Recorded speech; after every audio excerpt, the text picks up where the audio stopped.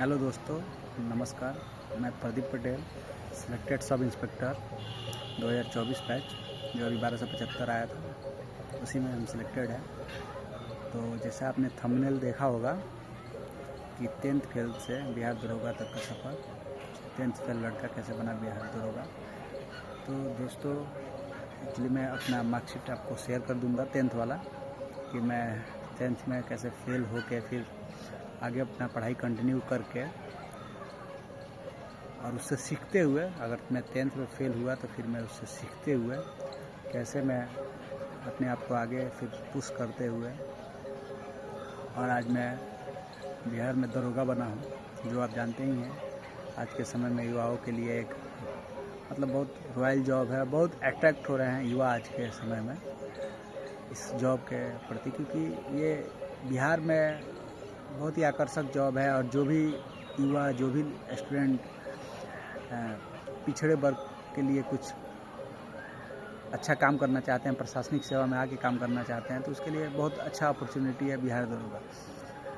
तो अभी हम लोगों का ज्वाइनिंग हो गया है, डिस्ट्रिक्ट एलोकेशन भी हो गया है, तो हम लोग भी अपने अपने ज़िला में योगदान कर चुके हैं। अभी मुख्यालय से जैसे आदेश आएगा तो फिर हम लोग ट्रेनिंग के लिए जाएंगे वहाँ पे राजगीर BPA में, बिहार पुलिस अकेडमी। तो अभी जब तक आदेश नहीं आता तब तक हम लोग को अपने ज़िला में रहना है। और देखिए, अगर डिले होता है जाने में, अगर BPA जाने में डिले होगा तो हम लोग यहाँ पे थाना अलॉट हो जाएगा तो हम लोग थाने में चले जाएंगे, और नहीं तो हम लोग राजगीर अपने ट्रेनिंग में चले जाएंगे। तो आज का हम लोग का मुद्दा है, हम इस पे बात करेंगे कि कैसे स्ट्रेटजी क्या होना चाहिए पढ़ाई का, और कैसे कोई अगर 10th में फ़ेल है या इंटर में फ़ेल है या ग्रेजुएशन में उसका कम मार्क्स है, तो ये उसको नहीं सोचना चाहिए कि मेरा नहीं होगा। कि मैं एग्जांपल हूँ आपके सामने, मैं अपना मार्कशीट भी शेयर करूँगा, मैं देखता हूँ कैसे शेयर करूँगा, वीडियो में ही मैं लगा दूँगा उसका अपना मार्कशीट कि मैं 10th में मेरा ऐसा है कि हम आपको बता देना चाहते हैं पहले कि 10th में क्या है कि इंग्लिश में मैं फ़ेल हूँ इंग्लिश में। तो हमारे टाइम में, मैं 2010 का 10th है मेरा, तो उस टाइम में क्या है इंग्लिश अभी का तो पता नहीं, उस टाइम क्या है इंग्लिश पासिंग होता था। एटलीस्ट आपको पासिंग मार्क्स लाना है, और ऐसा नहीं है आप उसमें फ़ेल भी हो जाते हैं तो आपको फ़ेल नहीं माना जाएगा, वो जस्ट ऐसे ही था एग्जाम। इसलिए मैं बच गया, मेरा पासिंग मार्क्स से भी कम मार्क्स था इंग्लिश में, तो ऐसा हाल था। तो वो होता है जनरली, आप जब पढ़ेंगे नहीं तो उसमें प्रॉब्लम होता है। हम लोगों का उस टाइम था कि कुछ एम्बिशन भी नहीं था, कुछ एम भी नहीं था, ऐसे भी दोस्त लोगों के साथ घूमना फिरना, पढ़ाई छोड़ के सब कुछ करते थे। तो इसलिए हम फेल हुए थे, क्योंकि पढ़ाई पे उतना ध्यान नहीं देते थे। लेकिन जब उस टाइम फेल हुए, ठोकर लगा, और अगल बगल में जो दोस्त थे उन लोगों का फर्स्ट डिवीज़न आया, तब मुझे लगा मेरा सेकेंड डिवीज़न था उसमें, और मैं इंग्लिश में फ़ेल था। इसलिए मैं वो फ़ेल नहीं कहूँगा, वो टेक्निकली बोल सकते हैं टेक्निकल कि हाँ हम फेल हैं, क्योंकि इंग्लिश का मार्क्स ऐड नहीं होता था, इसलिए मैं बच गया था बाई लक। तो और अगल बगल के जो लोग पास हुए थे, तो फिर मुझे लगा कि हाँ, अगर थोड़ा ताना भी मिला घर पे कि लोग का फर्स्ट डिवीज़न आ गया, साथ में पढ़ते थे, और तुम सेकेंड डिवीज़न तुम्हारा आया, तब ठोकर लगा। तब से पढ़ना मैंने स्टार्ट किया। फिर इंटर में अच्छा से पढ़ा, तो इंटर में मेरा फर्स्ट डिवीज़न आया। फिर मैं इंजीनियरिंग के लिए चला गया, तो इंजीनियरिंग में भी अच्छा खासा मेहनत करके मैं 7.1 CGPA से अच्छा खासा फर्स्ट क्लास प्रथम श्रेणी से मैंने अपना इंजीनियरिंग भी कंप्लीट किया।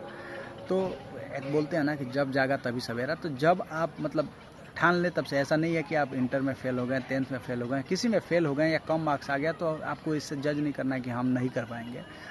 कोई टॉपर है और वो ऐसा सोचता है कि उसका हो जाएगा, तो दोनों चीज़ ऐसी है कि आप उसको कंटिन्यू करते हैं कि नहीं। अगर मान लीजिए 10th में कोई टॉपर है और इंटर से पढ़ाई छोड़ दिया, तो नहीं कर पाएगा ऑब्वियसली, वो कोई भी एग्ज़ाम नहीं निकाल पाएगा, छोटा से छोटा एग्ज़ाम नहीं निकाल पाएगा, बड़ा एग्ज़ाम तो दूर की बात है।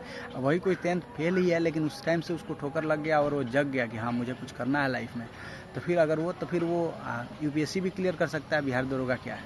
तो इसके लिए बस यही मेरा मोटिवेशन था, ये मैं आप लोगों के साथ शेयर करना चाहता था अपना। फिर मैं स्ट्रेटजी नेक्स्ट वीडियो में लेके आऊँगा, उसमें अपना स्ट्रेटजी भी मैं शेयर करूँगा कि कैसे पढ़ना चाहिए, मैंने कैसे पढ़ाई की। देखिए, एक ही मंत्र है, अगर मैं अभी बता दूँ आपको, तो भाई लिमिटेड सोर्स और मल्टीपल रिवीजन। ज़्यादा सोर्स के पीछे नहीं भागना है, 10 बुक नहीं रखना है। 10 बुक रखिएगा, आप एग्ज़ाम टाइम रिवाइज नहीं कर पाइएगा, ठीक है। एग्ज़ाम टाइम आपको रिवाइज करने के लिए क्या होना चाहिए, लिमिटेड सोर्स रहेगा तभी आप रिवाइज कर पाएंगे। तो इसीलिए जो भी आप पढ़ रहे हैं, कोई भी बुक अपने आप में 100% नहीं होता है। किसी भी बुक में आपको 80% ही 70 to 80% मिलेगा। आप एक ही सब्जेक्ट का, जैसे लूसेंट और क्राउन है जीके जीएस का, तो आप लूसेंट में जो चीज़ होगा वो क्राउन में कुछ नहीं है, कुछ क्राउन में जो है वो लूसेंट में नहीं है। तो इसके लिए आप लूसेंट और क्राउन दोनों पढ़िएगा तो फिर दिक्कत हो जाएगा, आप दोनों को रिवाइज नहीं कर पाइएगा। वही एक ही चीज़ को आप 10 बार पढ़िएगा तो आपको कमांड हो जाएगा, तो उसमें आपको क्या एग्जाम में कन्फ्यूजन नहीं होगा। तो यही सब चीज़ है। तो स्ट्रेटजी मैं शेयर करूँगा नेक्स्ट वीडियो में। मैं अभी मतलब यही था कि कोई मतलब कितना भी वीक है एकेडमिक, उसका सही नहीं है, फिर भी वो कुछ भी कर सकता है। दरोगा, बिहार दरोगा तो मतलब और बनस्पत यूपीएससी का बनस्पत छोटा ही एग्जाम है, तो कोई भी कुछ भी कर सकता है। इसलिए एकदम अपने गलतियों से सीखना है, और एक जगह जब गलती की है तो उसको एनालाइज कीजिए, हम कहाँ गलती किए हैं, फिर क्या अपने आप में सुधार लेके फिर आगे बढ़िए, फिर हो जाएगा। तो फिर हम मिलते हैं नेक्स्ट वीडियो में, तब तक के लिए जय हिंद, जय भारत, नमस्कार।